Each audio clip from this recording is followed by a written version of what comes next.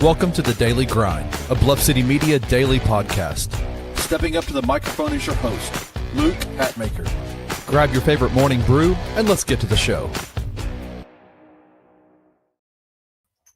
Fun Shirt Friday, it's Fun Shirt Friday, it's Fun Shirt Friday, Fun Shirt Friday, Fun Shirt Friday. Now we're back on. See, now we're back to my usual bad songs that don't make sense. I just need a week to get into shape. Welcome to the Daily Grind. I am your host, Luke Hatmaker, and it's Friday. And you know what? It's been a rusty week in a good way. In a good way. It has been a rusty week in a good way. How are you, brother? I got Rusty with me, if that didn't give it away. Yeah, I'm good, man. Yeah, get all of you can this week because I'm officially off next week, taking PTO and no podcast next week. Yes, sir. We'll get more on that here in a minute. I do want to wish you a happy Pi Day. Today is 3/14. And in honor of Pi Day, I have a question. Yes. Do you know what's wrong with the equation pi r squared? No.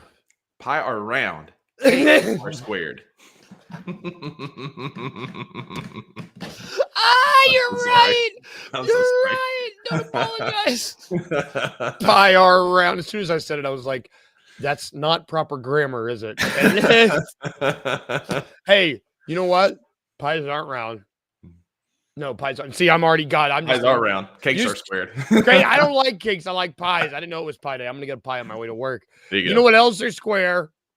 Basketball courts? No, they're not. They're rectangles. Rectangle. I am bad at shapes. You know that thing you learned? I feel you off. I got the fun shirt. I had the terrible pie joke, so it's my bad. And you just made me forget all cognitive learning ability. I don't need to know how to learn to know that tonight is going to be a really good basketball game. The Grizzlies are hosting the Cleveland Cavaliers in a really tough game. I mean, I don't want to. The Cleveland is number one in the Eastern Conference. This team has been dominant all season. They're 50 how many wins? 55-10, and currently 15-0 in their last 15 games. Like, they are cruising. They are playing really good basketball, but no Donovan Mitchell tonight. He is already listed as out with a groin injury. And we played them really well. This was a good matchup for Zach Edey. Last time we played him, he had a big night. We lost 129-123 in Cleveland. I think, if I'm not mistaken, Zach Edey had 6 points, 9 rebounds, but he fit really well because Jared Allen is more of like a similar type player with him. No official word yet, but we do have a questionable designation for one Jaren Jackson Jr. Luke, what would that mean if Jaren's able to come back tonight? So, one, I think that questionable in Grizzlies land, that questionable typically means he's playing. If he is able to play tonight, it changes everything about this team. He's been the best player the Grizzlies have had all season. I think that's without question. He just brings a different level of everything. I mean, of scoring, of defense. He just boosts this team on both sides of the ball, and we're going to need it. I mean, this team is, I think they're first in points per game. We're in second in points per game. Like, we're going to need everybody that we can possibly have tonight. And if Ja is able to continue the trajectory he's been on these past couple games, and Jaren is able to, it's tough because you don't want him to come in and risk re-aggravating an injury. But to come in and show that he I don't want to say still has it because, of course, he still has it, but still hadn't lost a step. He needs a good showing tonight. It would be great because, he is a DPOI front runner. He's not in the lead. He's not the odds-on favorite anymore. That would be one Evan Mobley, who's going to be on the other bench tonight. It would be a good prime opportunity for Jaren to come back, have a bounce-back game. Not that he needs that because he's been playing really well, but like you said, a bounce-back from injury-type game.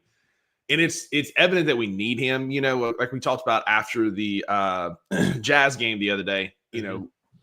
Desmond and Jaren do a really good job of setting the table for fourth quarter Ja. Yes. There's also been some games where we've needed Jaren a bit in the fourth quarter. And so, like Drew and I talked about yesterday on the 2 Buck Sports Show, like we love games where Ja has the ball in his hand in the fourth quarter, and then he decides who's going to win the game, himself or Jaren.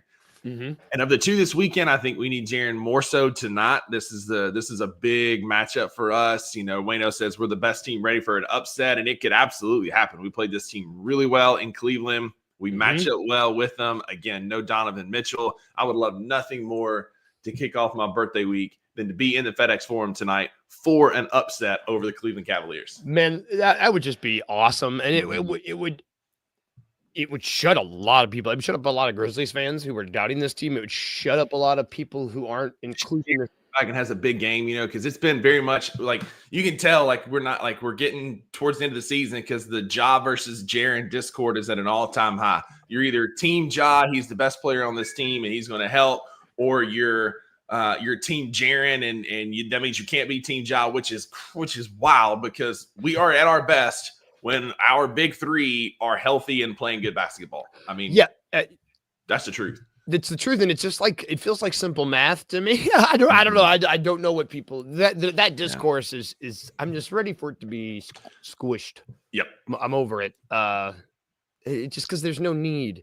Why can't you be happy with why can't we be happy with this really good thing that we have? I don't get it. I really don't. It's a you versus me type mentality that doesn't need to be there when the two players that we're talking about don't have that either, because they are each other's best hype man, best assist man, their best wingmans. Like, they play together really well and they have for years. It's just, I think a lot of it has to do, like, Ja just hasn't played a lot over the last couple of years, so people are just looking for things, I guess. I don't know. Regardless, I've given enough airtime that I want to give it. Let's get Jaren back tonight and get me an early birthday present, like Wayne said. Yeah, that's what we want. And you said they don't have Donovan Mitchell. I was double checking. Do we not have, or Ty Jerome and DeAndre Hunter? They are questionable. Is that are they? They're probable on the real app, but I haven't seen anything on Twitter this morning. DeAndre Hunter is probable with an illness, and the real app says Ty Jerome is going to play. So okay, we'll and Ty Jerome's been good this year, and he cooked us last time. Yeah, he did. I would like to see. Speaking of bench players that are capable of cooking people, I would like to see Luke Kennard continue playing like he's got someone on the bench who's ready to take his spot, because that's what's happening. Exactly. I really, we can get another. It's crazy to me, out of all the good bench performances that we've had this season, 30 points was the most off a bench player the Grizzlies have had all season. And if they could get, you can't asking for 30 again is asking a lot from Luke, but in January, he was doing like 28, 25, 27. Like, if we could get another double, just shoot.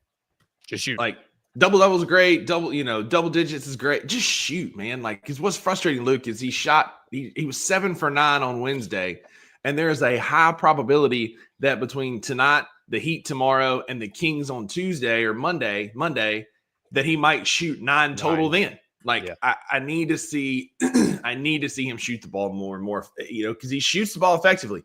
He's got a great percentage. A lot of people say he doesn't shoot the ball well against good teams. It's not true. He just doesn't shoot the ball as much against good teams. And so, bingo. Like, I don't want to be cute. Like, I want our big three to play and have a good game. But if anybody else has a big game, I need Luke Kennard to shoot more than 5 3-point attempts tonight.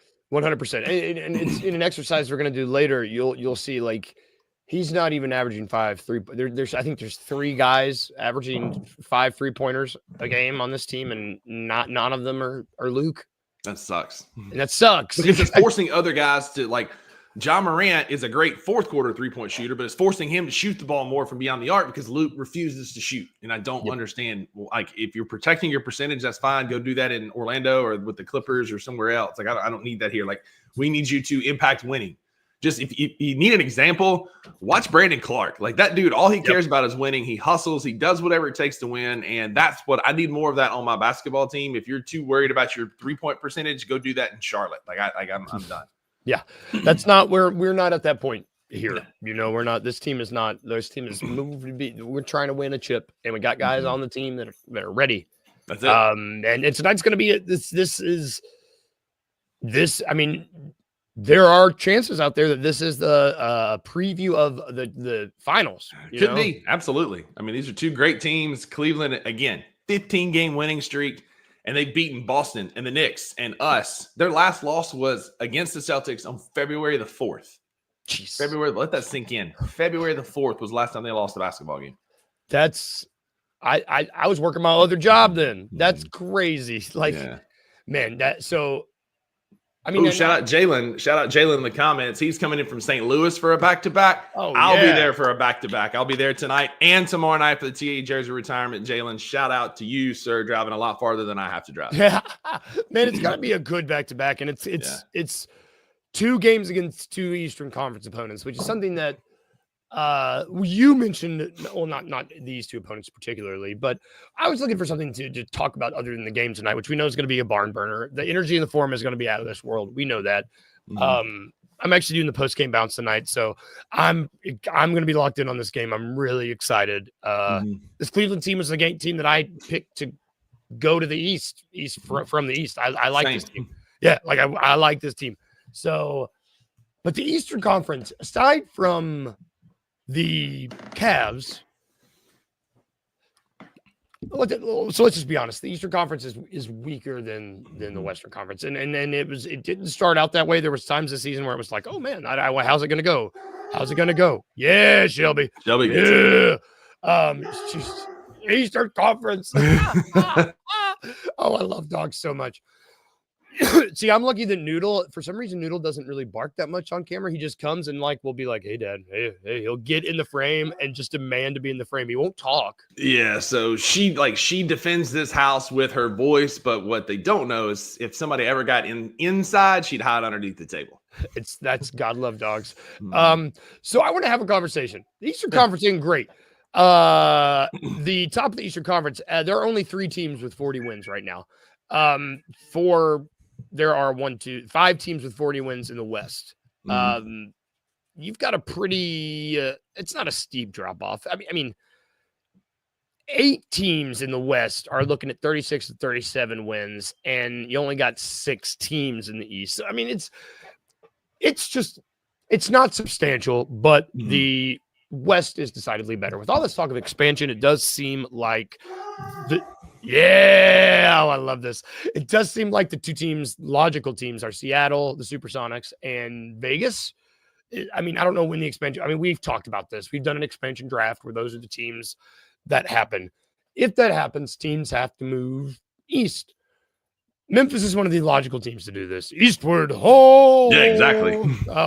We're just one of the obvious teams. We're like, the fact that we are in the West is still deeply confusing, and it made a lot of sense when Seattle was around and when Vancouver was around. When we were Vancouver, it made sense, but then when we moved to Memphis, they didn't restructure anything and left us in the West. Like us and Minnesota are the 2 farthest east teams in the Western Conference. You've got, New Orleans is pretty close, but they're slightly west of Texas. Both of us. They can do all those Texas teams. Exactly. So it would make sense if you're going to add 2 Western Conference teams that you move to Minnesota and Memphis to the Eastern Conference. I mean, like tonight, for example, I'm not sure of the flight itinerary, but I think you could hop on a plane and get to Cleveland like that from Memphis to Cleveland. God, I forgot. Just a hop, skip, and a jump. I mean, it's not bad. It'd be like from Nashville to Atlanta or something. That's longer, but it's not that bad. And right now, if the Grizzlies were to move over to the Eastern Conference, we'd be looking at, we're 42 and 24. Oh God, that hurts my brain. 4-2-2-4, 4-2-2-4. That's it's a palindrome, right? Like 4-2-2-4. Yeah. Oh my God. Look at me bringing out the big words on a Friday. Oh my God, sir! You just said palindrome. I just look dumb. That's what it is. And that shirt, it threw me through a loop. That's a good word. We would be 3rd. No, we would be. I mean, we'd be right there with the Knicks. We'd be like, right. They have the tiebreaker because they beat us, I guess. So we would be right there with the Knicks in 3rd place. But there's an appreciable step off between, Cleveland, then there's a gap, and then there's Boston, and there's a gap, and then there's the Knicks, and then there's a pretty substantial gap between the Knicks and the Bucks and the Pacers. And quite honestly, Luke, we've shown that, listen, Brooklyn and Chicago notwithstanding, we've shown that we can beat up on the Eastern Conference a little bit. And so I would venture a guess that our record would be even better if we were playing Eastern Conference teams night in and night out and not having to face Oklahoma City and Denver and Golden State like we do, the Lakers like we do. I mean, some of these teams we punk the Bucks. Every time we play the Bucks, we beat Boston. We play Boston really well. We beat them. We always take them down to the final shot. These other teams the bad teams. Like we always beat these bad teams. Mm-hmm. We smash these bad teams is the thing. Like we always beat these teams by like double digits. The only team like in the playoff hunt that scares me other than the top two. I like the Pistons. I like the way the Pistons play ball, and they just I would be their team that I think would play us well just because JB's there. But like that's just situational. Like right. Aside from that, I think that we would. I think we would clean house in and if we were to get a series with the Celtics, I would feel better about a series with the Celtics and a series with the Cavs more so than I feel about a series with OKC, I would say. And it's not even close. You're absolutely right. Like, and it's a natural fit, right? Because like we could have a natural division with like us, Atlanta, Orlando, Miami, like in that southeast kind of portion of the United States. Like it's a good fit. There's your natural rivals. They're close. They're a lot closer than our road trip next week when we're playing at Sacramento and at Golden State, where it's going to be like 9:00 local time tips. Yeah. And I'm going to be in the Eastern time zone. So I ain't watching a single minute of them because again, hey, I'm on vacation with my beautiful, wonderful girlfriend. And it's a 10:00 tip. And I don't know if you know about your boy, but your boy likes to be in bed by like 9:30. So we sleepy boys. That's what happens when we get old, man. I'm getting old and decrepit. I got to get my sleep. Yep. It's funny. I could just like going back and look at the post game bounces where it's like my brain just automatically, I'm like anything after 9, I'm like, all right, nope. Papa Bear needs their sleep. And you can see on the spreadsheet of who's taking those post game bounces that ain't nobody signed up for them. Next week is empty. Next week is empty. Because it's like 3 9:00 tips. And I mean, I keep seeing that. Like, and usually I'm like, all right, if it's empty, I'll take it. I'm on vacation next week, so just like y'all got to figure it out. Yeah, and I gotta get up early to do this. You know, I feel like Drew, Evan, where y'all at, man? Come on. I'll do one maybe.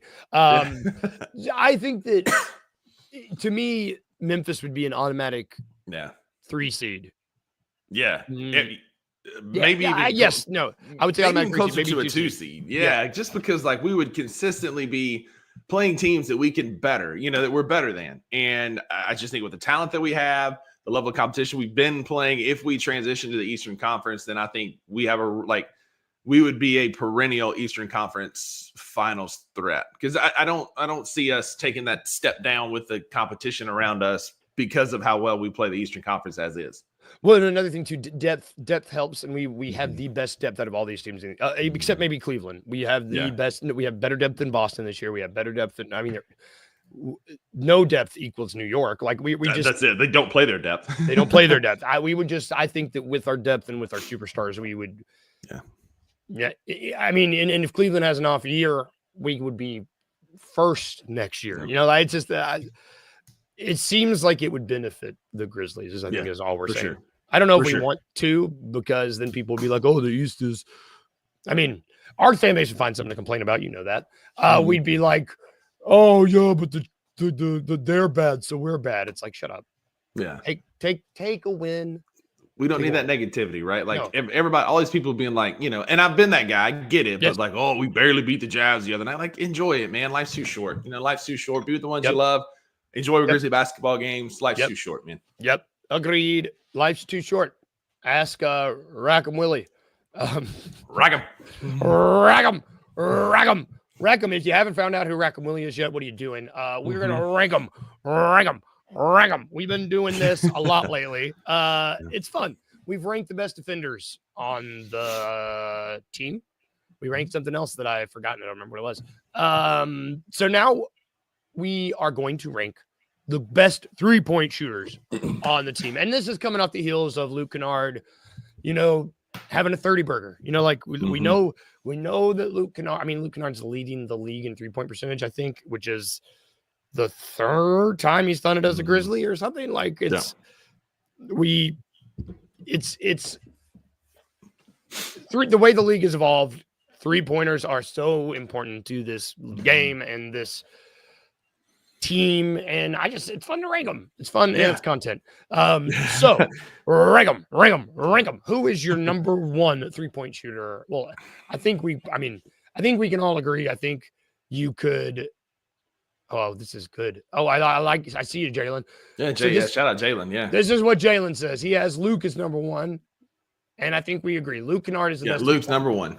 Yeah, he needs to shoot more, but he is the best consistent 3-point shooter. Yeah, I mean, if you try to argue that, It's just there's no argument. Do maths. Just do maths. Just do maths. That's good. Got me. Just do maths. Not only is that bad grammar, but you're asking someone to do maths. It's good. That's it. Second best 3-point shooter. Who would you have as the number 2 best 3-point shooter on this team? For me, it'd be Desmond Bane. I think we can count on him fairly consistently to be that guy. I think he's commonly looked upon, in clutch situations. He's a kick out option for Ja. For me, it's Desmond number 2. I agree with you.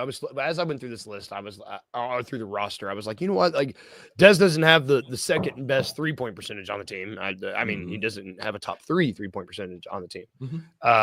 2 is still Jake LaRavia, which cracks me up. Wow, he's still shooting 41%, almost 42% on the year in Sacramento. But anyway, good for Jake. Happy for you out there, brother. Happy trails. See you, brother. Hope you're enjoying the West Coast. Yes. see you Monday. See you Monday. Yeah. Des revenge game, or not Des revenge game. Jake revenge game. Not happening. I agree with you. I think Des has proven time, and like we've seen it. He's and the flyby, it's flyby king is as Pete called him the other night. FBK flyby king. Yeah, absolutely. Desmond is your clutch 3-point shooter for sure outside of Luke. And after that, for me, is where it gets a little interesting because I would hear arguments multiple ways. Who's your third? So I am going to. I have Cam third, and it feels weird. It feels weird giving that to a guy who has barely played in regular season games, but he is the third best 3-point shooter on the team right now. The numbers are obviously skewed because he hasn't played enough and the averages per game. But what this dude did in college, I just think that he's, as KD said, that white boy a bucket. He's a bucket. Yeah, absolutely. So if KD calls you a bucket, you're a bucket. You're a bucket. I would have him, and this is just 3-point shooting, not like shooter. I would have him. I have him third, but it wasn't easy. I've got him in my top 5. Okay, but he's not third for me. Who's third? What is the most iconic 3-point shot on our team? It's a walk-up Jaren Jackson Jr., top of the 3 bucket. And I know I'm a homer. It's well documented that Jaren's my favorite player. But, again, in transition, when Dez is getting downhill and he gets clogged at the free throw line and he turns around and Jaren is walking up, I feel like that's almost automatic. He doesn't get credit for that shot because it looks kind of weird. He has the ugliest 3-point shot. It's like a shot put. It's just like he pushes the ball. Like there's no grace to it whatsoever. It's an ugly shot, but it goes in. It's disarming because of how ugly it is. I agree with you. Like that is becoming one of the most automatic shots on the team. I had him at 5. But he was in my top 5 as well because I agree with you. That shot is just like that's going in. That shot's going in. Yeah. 4, I had Jalen. Yeah, I can see that. My 4th is Santi. I think Santi's one we can trust. He's got a good shot. He's a consistent 3-point shooter, and pretty early on if he's got it or not. But when he's got it, Santi can be a 3-point threat at 7 foot. My big argument was Jalen or Cam for that 5th spot because the sample size is small, but it's very good for Cam Spencer. Jalen's been a bit more up and down, but there was a stretch this season that when Jalen was shooting a 3-pointer, I had a pretty high confidence level that it was going to go in. And that will come back. His shot is too good not to. It's a pretty 3-point shot. Yes. So I'll go ahead and round out my top 5 with being Santi Aldama at 4 and then like Cam / Jalen for that 5th spot. Yeah, the Santi, the catch above the head, above the head 3. That's hard to defend. And it's interesting because when you're looking at we're talking about 3-point shooting, that shot is becoming automatic, like Jaren's top of the key. It's just there's a lot of shots that I really, really like. That Santi, when he's in his groove and he catches it like that and is able to let it go as quick as he is, it's tough. I love Jalen. I think that it's tough to even argue against Jalen because he's one of 3 guys on the team averaging more than 5 3-pointers a game and still shooting, I think, above league average. I think he's still shooting 37%, 36%. And that's for a rookie. That's very big. In a big sample size because he's played the most minutes out of any rookie. And so it's not like Cam Spencer, who's had one really good game, right? Jalen has done it consistently and in big moments too, right? He's had good games against good teams. And again, he's one guy who like consistently when he catches a three, I'm like, shoot it. Shoot it. Like there are other guys like Gigi or Vance or John not in the final 5 minutes. I'm like, ugh. But like when any of these 5 guys catch the ball at the 3-point line, I'm like, bucket, next possession. Yep. Which I mean, those are I think I agree. These are the top 6 guys for me. Like, I do want to give Jay Huff and Scottie Pippen Jr. some love because when they are hot, when they are in it, and when that shot is, they are both capable of having extremely good games. I don't have Edie's percentage. I'm looking it up right now. Yeah, because it's going to be good because he doesn't shoot a lot, but when he does, he usually makes it. So yeah, not a bad shot. And one thing that surprised me when just looking at the best 3-point percentage shooters on this team, 36%. I mean, that's not bad for a big guy like that. A lot of the team is shooting 35% or higher, and that's around. I don't know what the league average is. I think it's around 36, right? I mean, I think so, somewhere around in there. Yeah, that's not. That's good. It's like we said, we don't want all these guys. We're currently 10th in 3-point shooting in the NBA at 36.7%. I mean, that's like given our troubles and struggles from behind the line at times, like we are tied with the Thunder for 10th at 36.7%. Shockingly, the Cleveland Cavaliers lead the league in 39%. The Bucks are 38 and the Nuggets are 38.2. So like, but shockingly, right? They're a great basketball team, and they shoot the 3 well. I mean, we're 10th, and that's with 2 of our top. I mean, the 2 of our top 6, like we just discussed, rookies. Like that's awesome. Yeah, that's impressive. It's impressive. I don't know. And we have the second all-time 3-point shooting percentage, shooter in the NBA history, and he doesn't shoot consistently. So like. It could be better if Luke shot a little bit more. Yep. Well, and this is without us even getting to like if this was a conversation about the Grizzlies' best 3-point shooters in the final 2 minutes, I would have John Morant 1. John Morant, he doesn't make them all, but he makes the ones that count. He has got like his clutch on 2K is like 99 because it's awesome. That's the guy that you need, man. Like he was like 0 for 11 against the Suns the last time we played him, and then he hit that 3 at the top of the key between Kevin Durant and Devin Booker, where he just like rose up and buried it to be 1 for 12 for the night. But the one he made was the one that counted the most. Like, yep, man. It's I'm just gonna. It's clutch. It's clutch. We might rank the best clutch players at some point. I mean, we could have a conversation about that next time we do rank them. When you get back, we're gonna rank them. But we're done ranking them for today because it's time for the weekend, y'all. And I know my guy Rusty is going on vacations where I wanna be because it's his birthday week. Yeah. I'm not doing.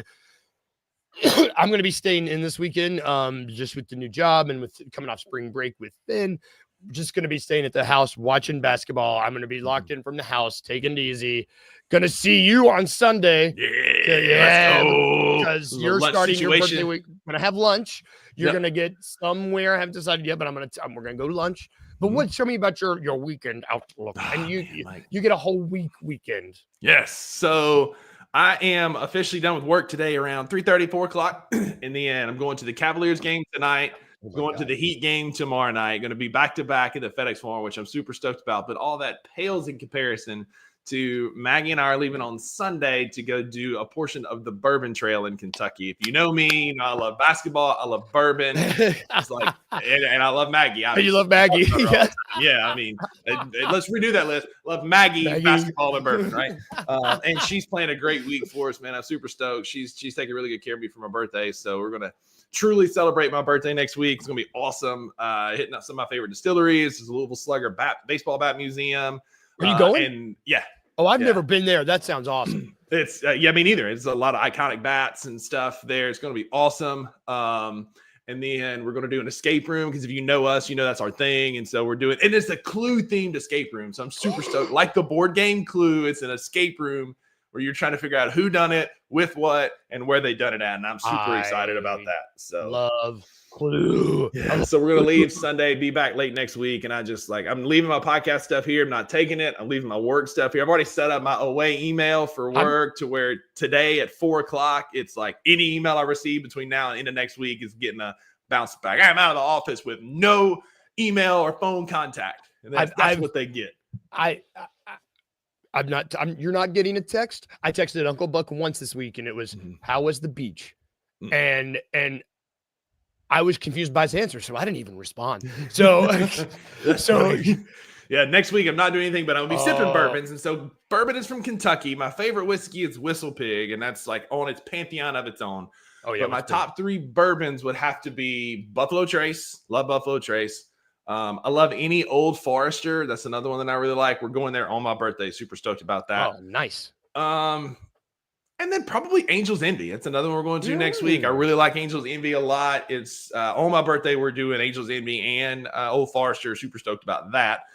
Before we go to some swanky steakhouse. And so, that'd be my top 3 bourbons. Man, so I don't drink anymore, but when I did, well, and one thing I should say about the Bourbon Trail, you want to talk about something that's really cool for even people that don't drink. It is so much fun. Like they just really design it well. Like I love when people just put thought into stuff. Yeah. It's how I feel about, well, this is going to be the Bourbon Trail in Harry Potter world. When you put thought into things, it's just like it's just like. I agree. And I wasn't even a Harry Potter head before I went. And now I am. And so Wayno's right. The best bourbon, the one is you're drinking, or the best bourbon is the other person's that you're drinking that you didn't have to pay for. Boom. Buffalo Trace was my number 1 though. You said that used to be my all-time. Yeah. That was why I had to quit drinking, honestly. I was like, it's pretty good. It's Bullet's pretty good too. Bullet's up on that list, but like we're doing Buffalo Trace, the last one we're going to do, and that's where they've got like Pappy's, they've got Blanton's, they got all the good stuff there. I've been there, and it's a cool that's our standalone one. That's the one we're doing on Wednesday. We're just going to camp out there all day. Like I am like we'll get bent next week. And I told my boss, like, when I come back, I'm going to take a day. He's like, yeah, you need to take a day to like sweat all that out. And I'm like, that's fine. That's exactly what I'm going to do. Oh my God. I love it. Yeah, I'm going to get bent. Get bent next week, as we say in Northeast Mississippi. Yep. I don't hear that often, but I know. I was like, I've heard that. That's going to do it for our show today, y'all. Everybody have a good weekend. Get bent if you want to, in the good way, not the bad way. Rusty, have a happy birthday weekend. I know everybody. I think I can hear you will get a text from me. Your birthday's on the 18th, right? The 18th, Tuesday, the 18th. I'm going to give you one thing that you should know. Everybody that I care about, they get a text on their birthday. You get a song. It's a voice memo on their birthday of me singing Stevie Wonder's version of Happy Birthday. But I sing it wrong because I don't remember how to. I only remember. It started out as I messed up the first time, and I just haven't learned how to sing it because I think it's hilarious. So listen, I love that. So what I'm going to do, like I'm going to set my phone on Do Not Disturb next week, but you can allow like a certain amount of people's like messages to come through. And so I've got obviously Maggie, Drew, my brother, my mom and dad, and now Luke Hatmaker's on that list because I need this voice memo. Just add it for next week. And you're going to get it early, and you're going to be on. You probably have whiskey, and you're going to be like, Jesus, Luke, it's awful. No one likes it. So I'm just going to give you a heads up. Let's go. Oh, I cannot wait. Yeah. Cannot wait. If it's not your birthday this weekend, still have a good one. I'll still allow it. Enjoy it. Hopefully, we're going to have 2 Grizz dubs to talk about. TA's jersey's going up in the rafters tomorrow. It's going to be great. Go if you can. It's going to be great. Have good days at work, too. I know it's Friday. Get through today, and then you're at the weekend. If we can leave you with anything today, anything at all, remember these 2 things. Remember to be a little weird, just a little bit, and remember to smile, everybody. Have a good weekend, and happy birthday, Rusty. Thank you.